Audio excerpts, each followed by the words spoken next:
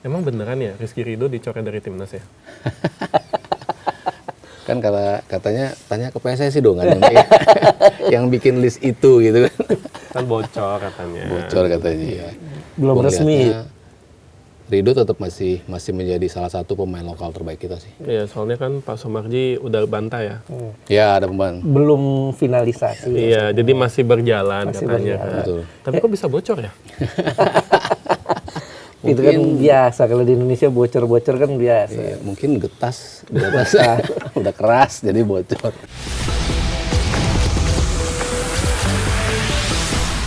Nah ini kan tadi kita udah ngomongin Super League nih. Mas Aryo udah pakai kaos timnas. Berarti kita akan bahas. Kalau nggak bahas timnas kayaknya kurang afdol. Iya kan? Langsung aja nih, Iya. langsung aja nih. Mas Sabto, kemarin Yes. tuh rame. Emang beneran ya Rizky Ridho dicoret dari timnas ya? Kan katanya tanya ke PSSI dong kan yang bikin list itu gitu kan. Kan bocor katanya. Bocor katanya. Belum resmi. Gitu Belum ya. resmi. Ya mungkin gue sih ngelihatnya ini ya. Pemain gak dipanggil dalam satu periode tuh sangat-sangat lumrah Biasa. gitu ya. Biasa banget gitu kan. Ini kan sebetulnya kalau ini bukan menjadi kompetisi atau uji coba yang dilabelin sebagai sebuah turnamen, kan ini layaknya uji coba aja gitu kan. FIFA Matchday memang ada di September, ada di Oktober, ada di November. Kalau kita bicara akhir musim gitu kan. Dan di beberapa pemanggilan ini pemain-pemain bintang nggak dipanggil ya wajar-wajar aja sebetulnya.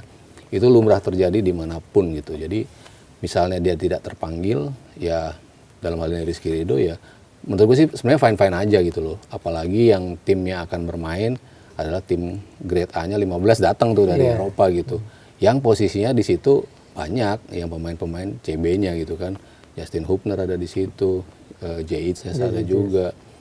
Kalau Mes sudah sembuh juga mungkin Mes bisa. Mas itu nggak dipanggil tapi Tapi nggak dipanggil, belum tahu kan? iya. Ya kalau menurut bocoran itu. Iya, kalau itu kan bisa ada juga dia gitu. Kevin Dick bisa main di posisi itu. Banyak yang bisa mengisi posisi itu. Kalau komposisinya 4 di belakang kan lo cuma butuh 2. Artinya Ridho nggak dipanggil pun nggak masalah juga sebetulnya gitu ya. Cuman kan yang menjadi isu adalah apakah ini hukuman karena kemarin tampil di bawah performanya dia. Itu kan yang akhirnya rame gitu kan. Apakah pemain ketika tampil off day langsung harus nggak dipanggil di pertandingan berikutnya? Ya itu kan tergantung pelatih lihatnya seperti apa, kebutuhan timnya seperti apa gitu. Gue sih ngelihatnya turnamen kemarin emang Rizky Ridho lagi bener-bener off day. Di 2 game itulah terutama ya. 2 gol lawan Vietnam, 1 gol lawan Singapura. Benturan dengan Cahya Supriyadi ya. Ya bisa 50 kesalahan Cahya, bisa 50 kesalahan Ridho, tapi kan dia ada andil di Karena situ dia juga. kapten kan ya. Nah, kapten juga, ya nggak teriak atau apa. Kalau kita mau marahin Cahya juga bisa. Lu udah tahu Ridho mau nyundul, lu samperin gitu kan.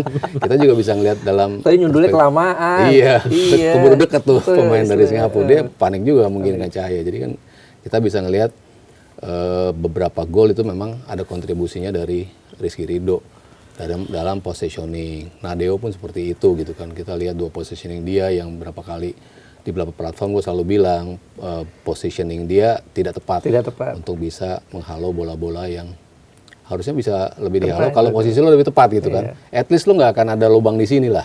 Paling nggak di tiang dekat gitu. Sementara ke tiang sana ya urusan back lah yang lagi lari ke sana kan.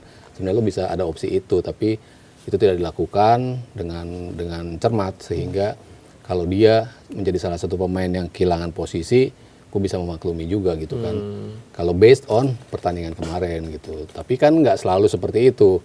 Pemain salah langsung nggak dipanggil gitu. Pemain bagus langsung dipanggil kan nggak secara otomatis seperti itu gitu. Tapi ya gue ngelihatnya Ridho tetap masih menjadi salah satu pemain lokal terbaik kita sih. Iya, soalnya kan Pak Sumarji udah bantah ya. Ya ada pemain. Belum finalisasi. Iya, jadi masih berjalan katanya kan. Betul. Tapi kok bisa bocor ya? Itu kan biasa, kalau di Indonesia bocor-bocor kan biasa. Iya, mungkin getas di atas udah keras jadi bocor. Nah, kalau Mas Sabto sendiri ya sebagai misalnya sebagai John Herman ya kita berandai nih. Dengan 3 kesalahan fatal yang dilakukan Ridho kemarin di Piala AFF, kira-kira bakal manggil Ridho lagi nggak tuh coret? Atau kasih dengan alasan gue kasih dia break dulu lah dari timnas biar dia mikir dulu atau dia cooling down dulu. Sebenarnya kan misalnya itu pun bocor, menurut gue terlalu dini untuk nyusun squad sekarang karena turnamennya masih 24 September kan. Masih sebulan lah untuk menuju turnamen. Dan liga belum mulai. Nah, itu dia. Lu kan harus lihat Ridho bisa bounce back nggak ketika tampil di liga. Itu kan harusnya bisa menjadi parameter juga dari pelatih gitu untuk bisa melihat enggak itu benar-benar kemarin cuman blip doang lah kemarin dia main kurang bagus gitu. Tapi kan dia standarnya sebetulnya ada di sini gitu kan, dan kita semua tahu lah dia bisa step up seperti itu kan dalam berapa tahun ke belakang kan kita ngelihat progres dia lah ya. Dari berpasangan dengan siapa ya progresnya naik terus gitu. Ya kalau gue komparasi ya Van Dijk aja sering melakukan blunder kok ya. Lisandro Martinez juga berapa kali bikin blunder ya. Ruben Dias lah di City juga bikin blunder juga. Maksudnya nggak lepas dari blunder lah pemain bola itu. Jadi wajar aja kalau beberapa pertandingan lo mendapatkan hari yang buruk gitu dan itu yang kejadian. Cuman ya itu kalau lo terlalu dini untuk bisa menyusun squad akhirnya menjadi rame kan. Loh liga aja belum mulai lo belum lihat ini pemain bounce back nggak untuk liga untuk bermain setelah lo gagal kemarin bisa nggak dia bisa main bagus lagi gitu. Itu kan masih ada at least 2 pertandingan lah ya sebelum pertandingan untuk dan penting juga pertandingan keduanya kan lawan Persib. Ya Persija Persib. Itu kan lo bisa ngukur juga nih. Oh ini di big games lo tetap bisa tampil oke gitu. Dan kalau memang udah fix memang final squad itu jadinya nggak fair dong buat pemain yang ternyata dicoret tapi kan dia masih bisa membuktikan diri kan sebenarnya. Ya, makanya kayak kata-kata Pak Marji yang harus ngomong tuh kayaknya menjadi kunci bahwa bisa aja nanti Rizky Ridho tetap ada di situ. Dan dari bocoran kalau mengacu ke bocoran itu hanya ada 5 pemain yang lahir di Indonesia. Iya, kalau lahir sih 6 ya. Oh, ya, karena Emil kan 1. lahir di Indonesia juga. Oh iya, kalau nambah itu ya. Kalau ya istilahnya hanya ada 5 pemain lokal. Lokal lah istilahnya. Lokal. Karena kalau lahir kan Emil lahir di Lombok kan. Itu pertanda apa itu? Pertanda kolam lokal kita memang masih belum bisa mensuplai pemain yang cukup bagus untuk dijadikan talent pool gitu. Emang itu PR besar kita lah, harus kita akuin lah ya. Gue tuh akan selalu iri dengan sepak bola Thailand, dengan sepak bola Vietnam. Dari dulu gue bilang, karena gue berapa kali gue sering cerita lah, ketemu pemain-pemain junior Thailand dari tahun 2010-an tuh, mereka udah terafiliasi di klub-klub utama mereka gitu loh. Padahal 2010 kan berarti kan kita ketinggalan berapa? 14 tahun kan kita baru punya EPA 2014 ya. Jadi 2024 gitu baru punya EPA gitu kan. Jadi kan selama itu kita itu ketinggalannya sama Vietnam sama Thailand dan melihat mereka selalu bisa kok ada pemain muda lagi sih, kok ada pemain muda lagi. Namanya sih emang masih Nguyen ya. Nguyen. Karena marga kan. Iya, tersak ya namanya masih kayak gitu-gitu, tapi ada aja yang beda, ada yang tiap tahun tuh di U19-nya muncul lagi, U20-nya beda lagi pemainnya. Ya karena talent pool mereka bagus. Itu akan menjadi selalu PR kita selama kita belum menseriusi itu. Dan sampai sekarang menurut gua belum seserius itu. Menuju ke arah sana pelan-pelan, masih banyak lubang yang harus dibenahi.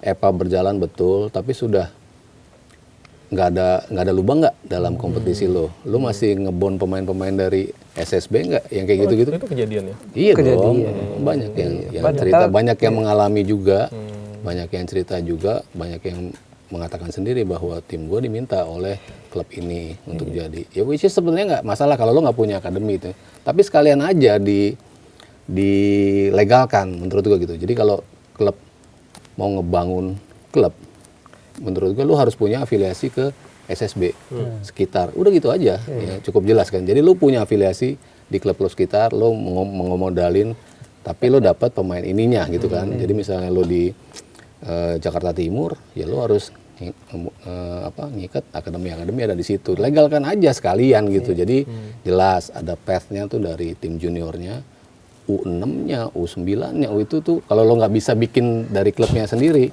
ya lu ada di situ akademi, tapi lu juga kasih support ke akademi. Bina dong. Bina juga gitu loh. Jangan cuma mau ngambil jangan doang. cuma ngambil doang gitu. Sekalian dilegalkan menurut gua. Padahal kalau hitungan pemain-pemain kita udah lebih banyak dong.